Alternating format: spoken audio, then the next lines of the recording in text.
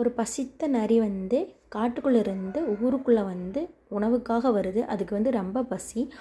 அதை பார்த்த நாய்களெல்லாம் அந்த நரியை வந்து துரத்த ஆரம்பிச்சிருச்சு. அந்த நரி ரொம்ப பயந்து போய் என்ன பண்ணுறதே தெரியாமல் ஒளிருக்கு வந்து அதுக்கு இடமே கிடைக்கல. அங்கே ஒரு வீடு இருந்துச்சு. அந்த வீட்டுக்குள்ளே போய் ஒரு பானை இருந்துச்சு. அந்த பானைக்குள்ளே குதிச்சிருச்சு. அதில் வந்து நீல கலர் சாயம் இருந்துச்சு.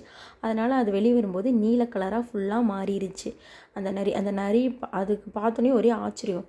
அப்புறம் அதை காட்டுக்கு போகும்போது அந்த நரியை பார்த்து எல்லா விலங்குகளும் பயந்துட்டாங்க.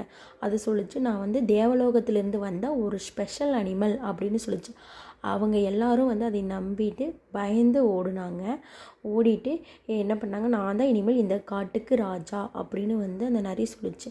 அதனால் எல்லாரும் அதுக்கு பயந்துட்டு போய் அதுக்கு சாப்பிட்றதுக்கெல்லாம் வந்து கொடுத்தாங்க. அது ஒரு ஸ்பெஷல் அனிமல்னு நினச்சிட்டேன். ஆனால் அன்னைக்கு நைட்டு அந்த நரி இன்னொரு நரியோட சவுண்டு கேட்டது. இதுவும் பழக்க தோஷத்தில் நரியோட சவுண்டு மாதிரி ஊழ விட்டுருச்சு.